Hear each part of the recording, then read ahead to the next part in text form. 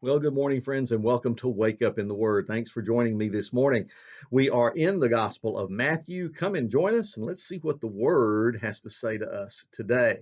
Listen, are you a little bit concerned about how much the world tracks you these days? How much governments, companies, corporations, the beast, how much it knows about you?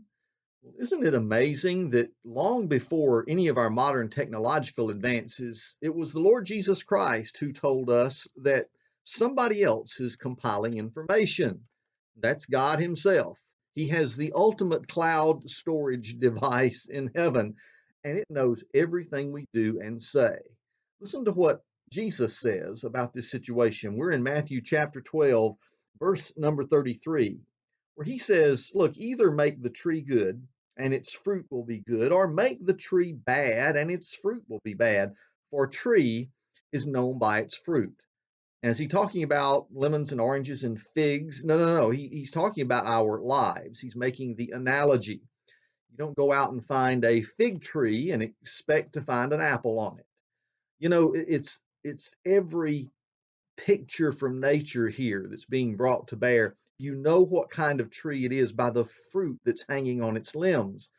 Well, when you swap that over to human beings, what are you known by? What am I known by? What kind of fruit is our life producing?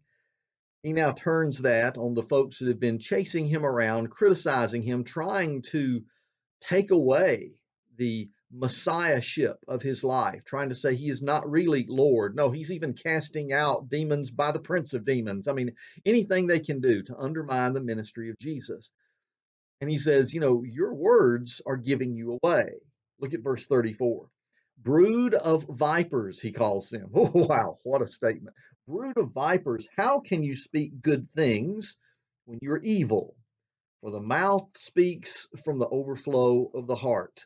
A good person produces good things from his storeroom of good, and an evil person produces evil things from his storeroom of evil.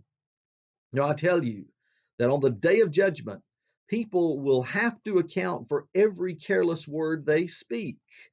For by your words you will be acquitted, and by your words you will be condemned. And some folks have doubted whether or not God can actually keep up with every word that we speak. And this image of us standing before God and having our words brought up to account would be like, what's he going to do? Has he got a giant tape recorder up there? We used to think in terms of how you could, record things on reel to reel and then on cassette tapes, or maybe put it on vinyl. And how would you store all of this stuff? And then we hit the computer age and microchip technology and then cloud storage. Oh, friends, listen, if we who are human beings can track everything and know everything about everybody, don't you think that the God, the creator of the universe who made us, has the ability to keep those records, that he can keep up with who we are? Listen, the ultimate cloud storage is in heaven, my friends, and it is the Lord Jesus who knows beyond a shadow of any doubt who we are. He knows every tree by its fruit. So, how should we think about our words? I mean, listen, if the largest phone company in the United States, AT&T, can keep, as they do, has no privacy. If you think you have privacy, you're fooling yourself, you're kidding yourself. They keep records of your phone conversations, they keep your phone records all the way back to 1987. Some of you weren't even born then. And yet, all the way back, they're keeping that information and making it available when necessary if the right government security agent actually calls. Friends, if we can do this, don't you think God knows? Of course, He does. And the Bible tells us that we're responsible for our words.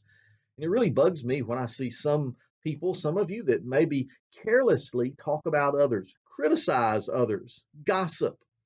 How many times I have caught someone just talking about someone else with others around so they can hear it, cutting down other people and talking bad about them over and over again. And why? Is it to make you feel better about yourself? Why are you trying to put that person down? Yet we do that over and over again. Now, somebody said, well, isn't that the way political talk works? Now, you've got to put a dividing line between someone who's trying to tell the truth For example, the way that John the Baptist preached about Herod was telling the truth. Got him thrown in jail and he lost his head over it, but he was sharing what needed to be told. So there are those times you need to tell the truth in love. But then there are other times when there's just a useless attack because you're trying to put someone down. And today we have a culture that's built upon canceling other people. We call it a cancel culture. It's built upon lies, lies that I've noticed Hollywood and the bureaucrats in governments love to promote. And it's almost sickening to see how they do it with a straight face, even though they are aware of their own deception. Well, Jesus says you're going to be called into account because of the results of your words. Your words are either going to, as he says, acquit you, or by your words you'll be condemned. So, friends, let's be careful with our words today. I think that's the one point I want to get across today for Wake Up in the Word family. Let's make sure that the words that come out of our mouth remind us of what James talked about in his little epistle, where he asked the question, can a fountain bring forth both salt water, bitter water, and pure, fresh? No, no, no. It's going to bring out one kind. Let's make sure that the water flowing from our mouths, the words we speak, are honoring to the Lord, that are lifting up others, blessing others, loving others, the kind of words that will encourage people, and not the kind of words that are ceaseless attacks on other people's character, their abilities, their beliefs. Oh, listen, friends, we can do better than that. Jesus did. He showed us how. Let's follow his example. And most of all, listen to his words, realizing that he said, you know a tree by its fruit. What kind of fruit is coming out of your mouth today? Ask that question before you open it carelessly.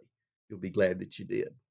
We'll see you again right here tomorrow as we wake up in the Word. And please don't miss the Saturday Biblical Perspective, Part 3, on the rising dragon in China. And we're going to look at what's actually happening to believers, to Christians right now in this large, gigantic, behemoth country that wants to rule the world. We're going to see how they are treating their best citizens this coming Saturday as we look at the biblical perspective. So don't miss that as well.